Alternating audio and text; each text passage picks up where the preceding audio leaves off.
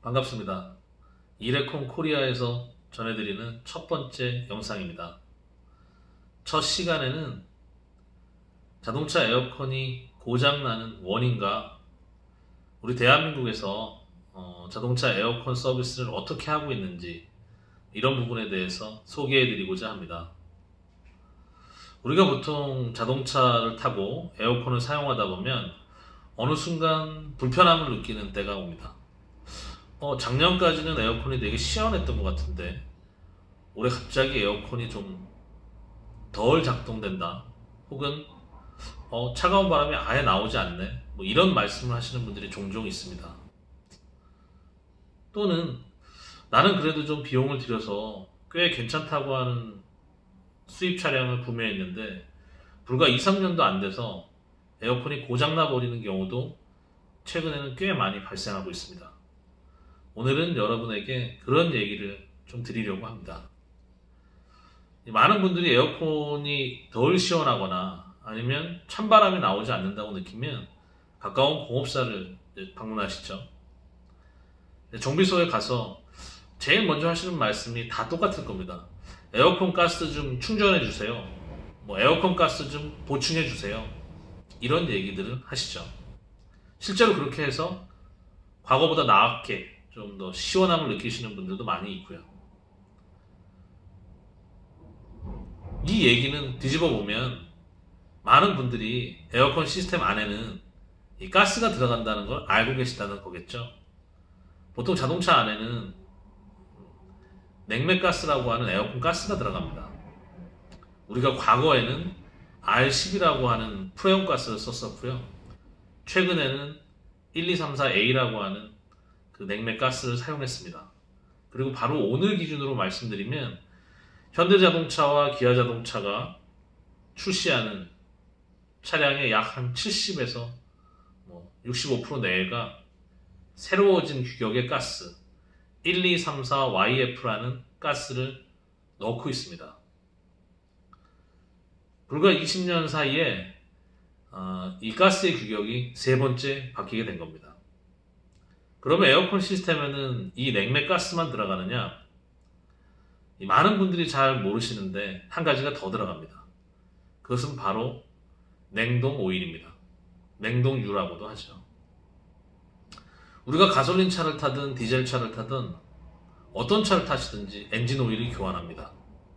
엔진 오일을 교환하는 이유는, 엔진 오일을 넣는 이유는 엔진 내부에 발생하는 열을 좀 더 낮춰주고 엔진의 윤활성을 좋게 하기 위해서 엔진 오일이 들어갑니다. 이건 다 알고 계시는 사실이죠. 그런데 이 에어컨에도, 에어컨 컴프레셔에도 이 냉동 오일이 들어갑니다. 냉동 오일이 들어가는 이유는 우리가 차를 타고 에어컨을 사용하는 시간 자체가 굉장히 길죠. 그 시간 동안 에어컨 컴프레셔는 끊임없이 움직입니다. 이 에어컨 컴프레셔도 작은 엔진인데요. 이 엔진에 열을 식혀주기 위해서, 그 열을 식혀서 가스가 원활하게 순환하기 위해서 오일을 넣는 겁니다.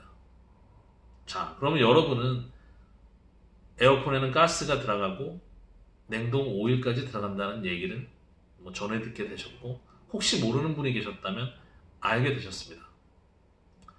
그러면 이 시스템은 왜 고장나는 걸까요? 제가 짧게 설명을 좀 드리겠습니다.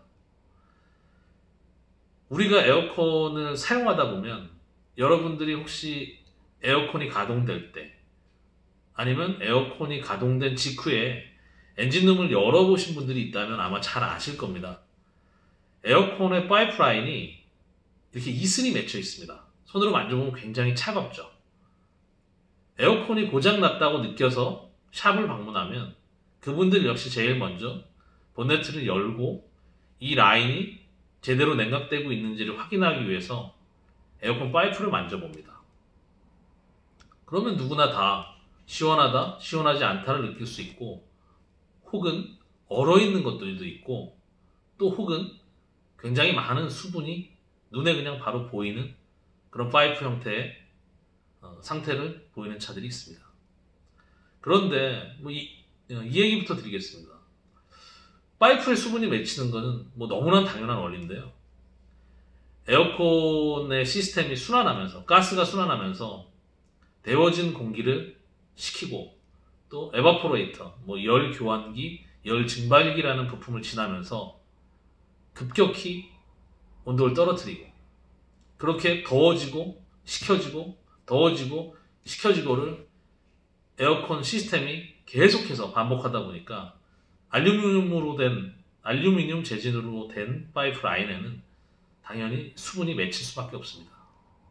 근데 그러면 이 수분은 시스템의 바깥 부분에만 맺혀지느냐? 사실 그렇지 않습니다. 이 에어컨의 가스와 냉동 오일이 흐르는 그 라인 속에도 똑같이 수분이 발생합니다. 에어컨이 켜지는 그 순간부터 수분이 생성되는 겁니다. 그러면 이 에어컨 시스템은 생성된 수분을 어떻게 하느냐? 에어컨에 이렇게 순환하는 라인 중에는 드라이어 필터라는 부품이 들어있습니다. 나중에 영상을 따로 또 보여드릴 텐데요. 우리 주먹 한 2개 붙인 것만한 크기 혹은 그보다 좀 더 작은 크기로 되어 있어서 이 수분을 걸러주는 필터를 드라이어 필터라고 합니다.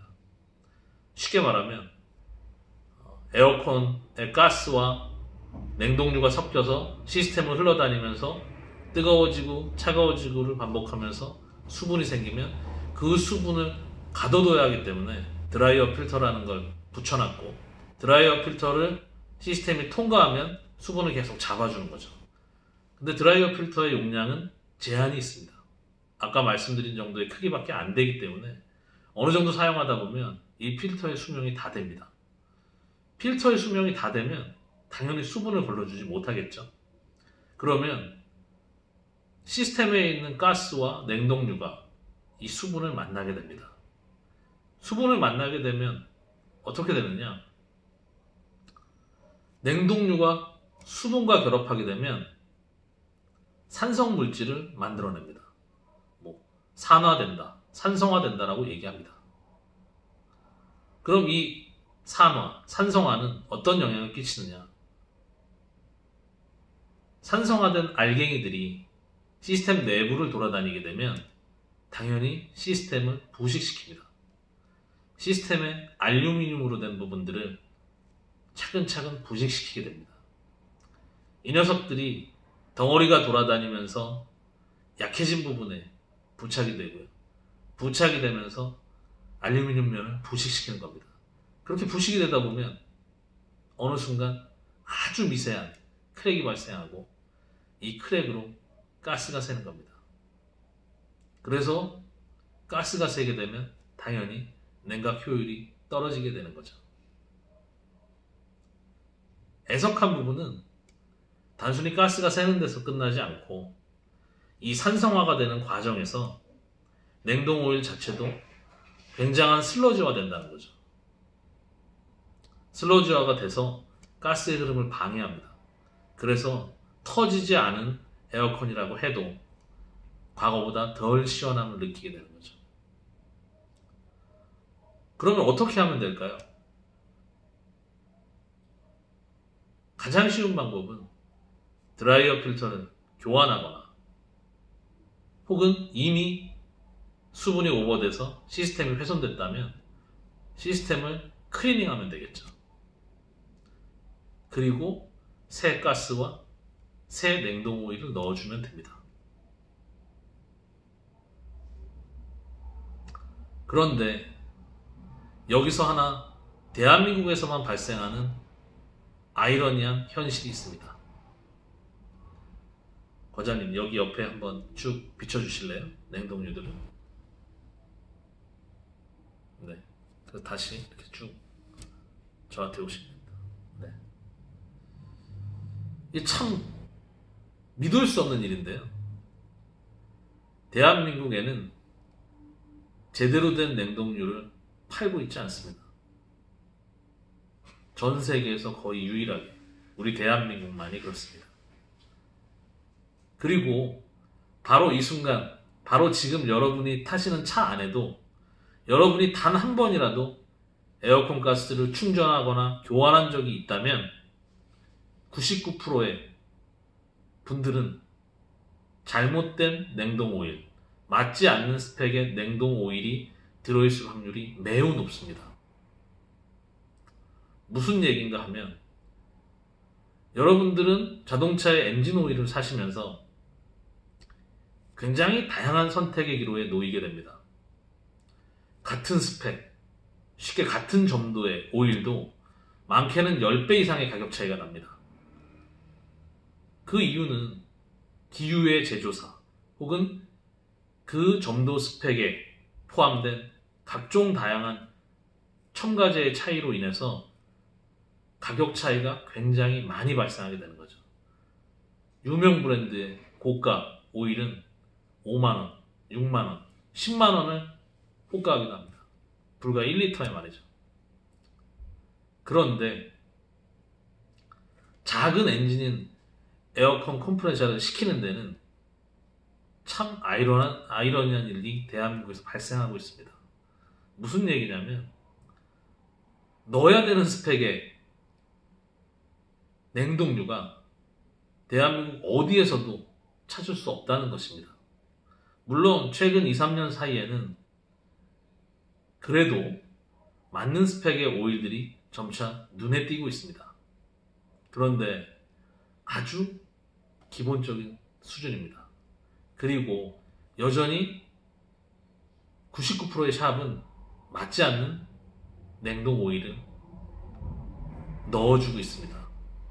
물론 넣어주는 샵조차 채 5%도 되지 않습니다. 너무 어렵게 설명했다고 생각하실 수도 있는데요. 좀 풀어서 말씀을 드리면 앞서 설명을 드리면서 가스의 형태가 3번째 바뀌었다고 했습니다. 과거에는 환경에 대한 생각을 별로 안 했기 때문에 R12 가스를 썼고 최근까지는 134A라는 가스를 썼고 오늘날에 와서는 새로운 차들은 모두 1234YF라는 가스를 넣는다고 앞서 설명드렸습니다. 그렇다고 하면 가스의 성질에 따라서 콤프의 디자인이나 설계 그리고 냉동유의 타입도 당연히 바뀌었을 거라고 생각이 됩니다. 우리가 엔진 오일의 규격이 계속 발달하고 있는 것처럼 말이죠. 근데 한국은 여전히 80년대, 90년대 초 스펙의 냉동유를 사용하고 있습니다. 왜냐? 새로운 규격의 냉동유 오일이 한국에서 쉽게 찾을 수 없고 또 가격이 매우 비싸고 반대로 구형 타입의 냉동 오일은 너무 싸고 흔하기 때문입니다. 제가 앞서 화면을 다시 한번 비춰주실래요? 다양한 형태의 냉동 오일을 보여드렸는데요. 대략 7가지의 제품이 있습니다. 제가 타사의 제품을 보여드리기 뭐해서 저희 브랜드의 제품을 보여드렸는데 7개의 제품이 존재한다는 이유는 7가지 타입의 컴프레셔가 존재한다, 냉동유가 존재한다고도 볼 수 있습니다. 그렇기 때문에 이렇게 다양한 제품들이 존재하겠죠. 근데 한국에서는 어떤 제품만 넣느냐? 과거에는 그리고 지금까지도 90% 이상의 샵들이 이 100이라는 규격의 PAG 100이라는 규격의 냉동 오일만을 보유하고 있습니다. 근데 이게 그러면 어떤 차이가 있느냐? 제가 한 제품을 더 보여드리겠습니다. 여기 보면 PAG46이라고 쓰여 있습니다. 여기는 100이라고 쓰여 있습니다. 두 가지의 차이는 쉽게 말하면 끈적임이라고 보시면 됩니다. 점도 규격. 최신의 차량들, 그리고 지금 이 영상을 보고 계시는 99%의 가솔린 혹은 디젤 차량을 타고 계신 분들은 다 46규격의 오일을 넣으셔야 됩니다. 그런데 여러분이 어떤 샵에 가셔서 8만원에서 10만원 혹은 6만원에 가스를 충전했다면 여러분의 차량에는 가스만 다시 충전되고 냉동유는 아예 충전되지 않았을 확률이 매우 높고 냉동유가 충전됐다고 하더라도 이 맞지 않는 백규격이 넣어졌을 확률이 90% 이상입니다. 백규격을 넣으면 어떤 일이 발생하느냐? 쉽게 말하면 넣어야 되는 정상적인 오일보다 끈적임이 2배가 높아집니다. 이 얘기는 콤프에 열을 식혀주는데 엄청난 저항성이 발생한다는 얘기입니다. 그렇게 되면 어떻게 될까요? 콤프가 제대로 냉각되지 않는 겁니다. 그러면 콤프의 수명이 매우 짧아지겠죠. 그래서 최근에 조금이라도 성능이 떨어진 것 같아서 에어컨 가스를 충전하러 갔다가 충전을 하고 불과 얼마 안 돼서 차에 가스가 더 새버리거나 혹은 성능이 더 나빠지거나 하는 일들을 많이 겪고 계십니다. 또 하나의 변수는 과거에는 에어컨 시스템에 들어가는 가스의 양이 적었습니다. 지금보다 한 80%, 70% 수준이었습니다. 냉동유도 훨씬 적은 양이 들어갔습니다. 그런데 현대의 차들은 훨씬 더 좋은 시스템, 큰 용량의 에어컨 시스템을 갖고 있습니다. 그래서 과거에는 500g 혹은 400g대를 넣었던 차들도 중소형 차들도 최근에는 600g, 많게는 800g, SUV들은 거의 1kg에 가까운 가스를 충전하게 됩니다. 냉동유의 양도 과거에는 150ml 이하여서 작은 양이 들어갔는데 최근에는 180ml에서 230ml까지 양이 늘었습니다. 이렇게 가스가 더 많이 들어가게 됐고 냉동유도 더 많이 들어가게 됐는데 내가 넣는 냉동유가 점도지수가 2배 이상 더 끈적거리는 제품으로 바뀌어버린 겁니다. 이렇게 되면 펌프는 과열되고 훨씬 쉽게 고장이 납니다. 그래서 최근에 불과 3년에서 4, 5년 이내에 각종 차들이 콤프가 터지는 일들, 소위 말하는 에어컨, 콘덴서가 터지는 일들이 꽤 많이 발생하고 있습니다.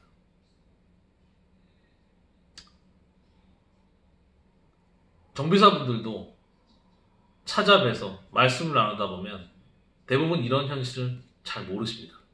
왜 46을 넣어야 되지? 이때까지 100을 잘 넣고 있었는데. 이렇게 얘기하십니다. 혹은 아주 일부의 업체들이겠지만 고장이 나야 우리도 살 거 아니냐라는 얘기를 하시는 업체도 있습니다. 저희가 약 100군데 정도의 샵을 체크해 봤는데요. 절반 이상은 아예 냉동유를 안 넣어주고 있었고 냉동유를 넣어주는 업체의 95% 이상이 100을 넣고 있었습니다. 46을 넣는 업체들은 충전 가격도 배 이상 비쌌고 시간도 더 많이 할애하고 있었습니다. 그리고 소위 플러싱이라는 서비스도 추가돼서 많은 비용을 받고 있었습니다. 지금 이 방송을 보시는 대부분의 분들은 잘못된 타입의 냉동 오일이 포함되어 있을 확률이 매우 높습니다.